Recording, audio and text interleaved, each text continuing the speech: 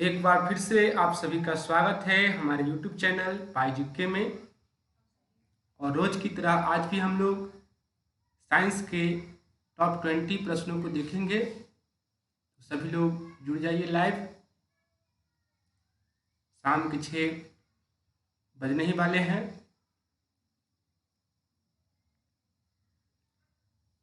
चलिए, ये रहा आप लोगों के बीच पहला प्रश्न। इसमें आप लोगों को बताना है कि नाइट्रोजन अक्रिय होता है क्योंकि। बताइए आप लोग, नाइट्रोजन जो होता है वह अक्रिय होता है, क्यों होता है? जो भी लोग इसका आंसर ऑप्शन नंबर सी दे रहे हैं उनका सही है। इसकी विघटन ऊर्जा उच्च होती है। आप लोग को याद रखना है, इसकी विघटन ऊर्जा जो होती है बहुत उच्च होती है। यही कारण है कि नाइट्रोजन जो होता है वह अक्रिय होता है। ये आप लोग को याद रखना है। अब नाइट्रोजन अक्रिय होता है, इससे एक सवाल आपसे पूछा जा सकता है कि बिजली का जो बल्ब होता है उसमें किस गैस का प्रयोग होता है?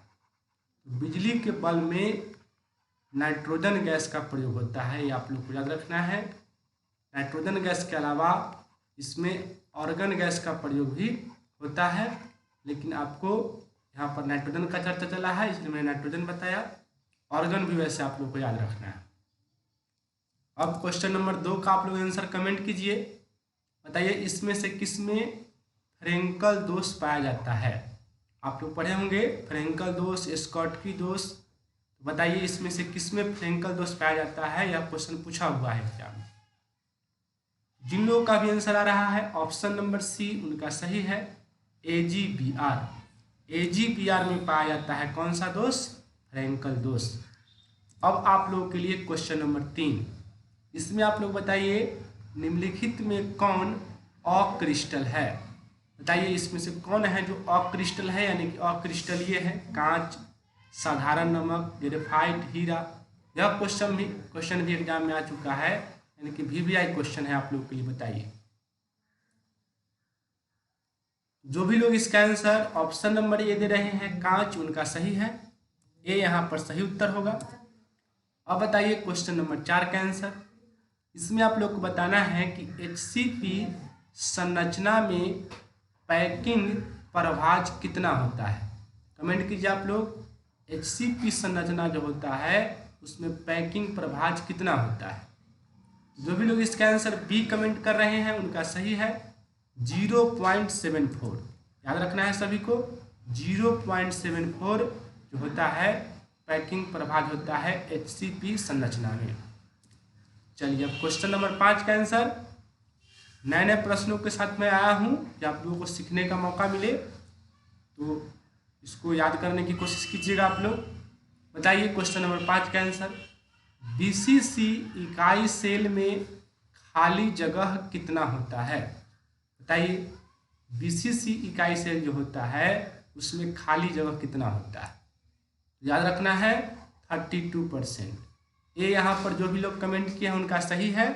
ये यहाँ पर इस सवाल का सही उत्तर होगा। ये आप लोग को याद रखना है। यहाँ ध्यान रखना है कि इसमें खाली जगह पूरा पूछा है, और खाली जगह नहीं भरा जगह पूछेगा तो आपको क्या बताना है? इसमें भरा जगह पूछेगा तो ये 32% है, तो 100 में से 32 घटा दीजिए।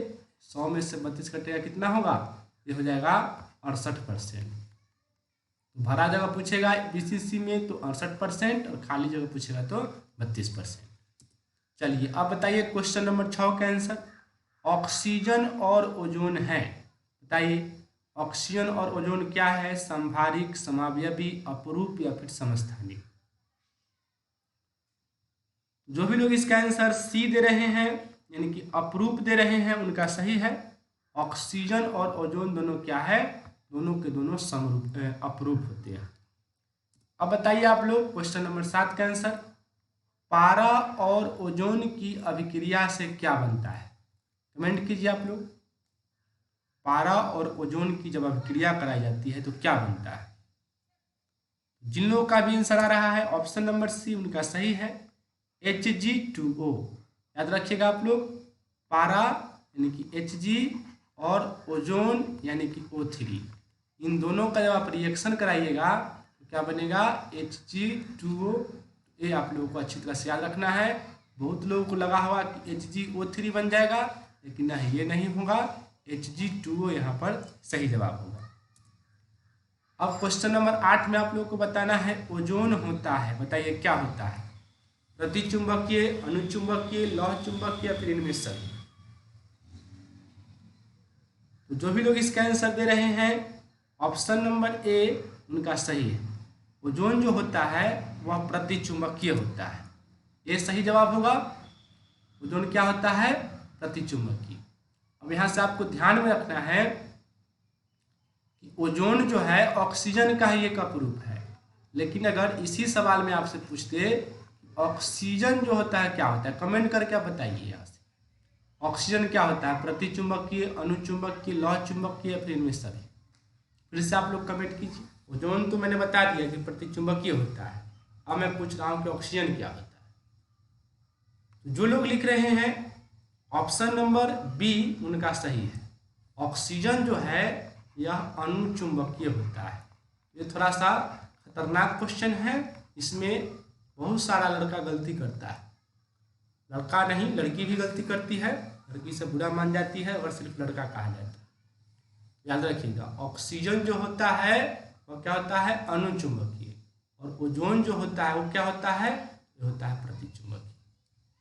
चलिए अब बताइए क्वेश्चन नंबर 9 का आंसर।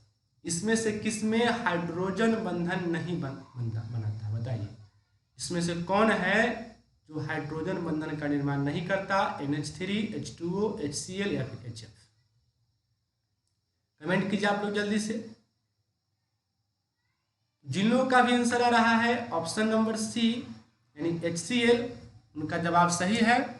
सी यहाँ पर सही जवाब होगा। HCl में हाइड्रोजन बंधन नहीं पाया जाता है, ये आप लोग को याद रखना है। एक आप लोग पढ़े होंगे कि HCl यानी कि हाइड्रोक्लोरिक अम्ल, और यह एक परबल अम्ल है। ऐसा अम्ल है परबल अम्ल। और आप ये भी जानते होंगे कि हाइड्रोजन बंधन जो है एक दुर्बल बंधन है, तो परबल अम्ल में दुर्बल बंधन नहीं पाया जा सकता।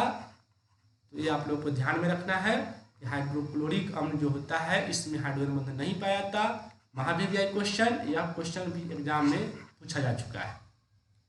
अब आप लोगों के लिए क्वेश्चन नंबर 10। क्लोरीन फूलों को रंगहीन कर देता है क्योंकि यह अम्लीय है, ऑक्सीकारक है, अवकारक है या फिर वायु प्रदूषक है। कमेंट कीजिए। आप लोग पढ़े होंगे वर्ग 17 के तत्व, उसमें पढ़े होंगे कि क्लोरीन जो होता है वह फूलों को रंगहीन कर देता है, यानी फूलों के रंग को उड़ा देता है। इसका क्या कारण है? इसका कारण है कि यह जो है एक ऑक्सीकारक है। ध्यान में रखना है आप लोगों को, क्लोरीन फूलों को रंगहीन इसलिए कर देता है क्योंकि यह क्या है, ऑक्सीकारक है। यहाँ पर बी सही उत्तर हो जाएगा। अब बताइए क्वेश्चन नंबर 11 का आंसर। किसी परमाणु का नाभिक किससे बना होता है? बहुत ही आसान क्वेश्चन आप लोगों के बीच, जल्दी से कमेंट कीजिए। किसी परमाणु का नाभिक किससे बना होता है? तो किसी भी परमाणु का जो नाभिक होता है वह प्रोटॉन और न्यूट्रॉन से बना होता है। जो भी लोग डी आंसर कमेंट कर रहे हैं उनका जवाब बिल्कुल सही है। अब बताना है आप लोग क्वेश्चन नंबर 12 का आंसर। एक तत्व की परमाणु संख्या Z है और द्रव्यमान संख्या A है, इसके परमाणु में न्यूट्रॉनों की संख्या क्या होगी? जल्दी से बताइए। परमाणु संख्या Z दिया हुआ है, द्रव्यमान संख्या A दिया हुआ है और न्यूट्रॉन जो है आप लोगों से पूछ रहा है, तो क्या होगा? न्यूट्रॉन की संख्या क्या होगी? जल्दी से बताइए। A-Z। ध्यान में रखना आप लोगों को। सी यहाँ पर सही उत्तर रहा इसका। अब आप लोगों के लिए है क्वेश्चन नंबर 13। परमाणु क्रमांक है, बहुत ही आसान क्वेश्चन आप लोगों के लिए। जल्दी से बता दीजिए परमाणु क्रमांक क्या होता है? नाभिक में न्यूट्रॉनों की संख्या, अल्फा कणों की संख्या, नाभिक में प्रोटॉनों की संख्या या फिर इनमें कोई नहीं। तो जो भी लोग ऑप्शन नंबर सी को सही मान रहे हैं उनका मानना बिल्कुल सही है। सी यहाँ पर राइट आंसर होगा। नाभिक में प्रोटॉनों की संख्या को हम लोग क्या बोलते हैं? परमाणु क्रमांक, और इसे Z से सूचित करते हैं। अब रहा आप लोगों के लिए क्वेश्चन नंबर 14। इसमें आप लोगों को बताना है कि हीलियम परमाणु की सही रचना है। बताइए हीलियम परमाणु की इसमें सही रचना क्या है? तो सभी को पता है कि हीलियम में 2 प्रोटॉन, 2 न्यूट्रॉन और 2 इलेक्ट्रॉन पाया जाता है, यानी कि इसका आंसर क्या होगा? Option number D. जो भी लोग डी कमेंट किए हैं उनका बिल्कुल सही है। अब क्वेश्चन नंबर 15, इसमें बताइए कि परमाणु के नाभिक में अवश्य रहेगा। बताइए परमाणु के नाभिक में क्या अवश्य रहेगा? प्रोटॉन, न्यूट्रॉन, इलेक्ट्रॉन या फिर पॉजिट्रॉन? जल्दी से आप लोग सही जवाब दीजिए। परमाणु के नाभिक में अवश्य रहेगा तो क्या? न्यूट्रॉन। इसको अगर आप समझना चाहते हैं तो समझ लीजिए। देखिए ऐसा कोई भी परमाणु नहीं है जिसमें प्रोटॉन, इलेक्ट्रॉन, न्यूट्रॉन नहीं होता है, लेकिन इसका एक अपवाद है। कौन परमाणु? हाइड्रोजन परमाणु। हाइड्रोजन परमाणु जो होता है उसमें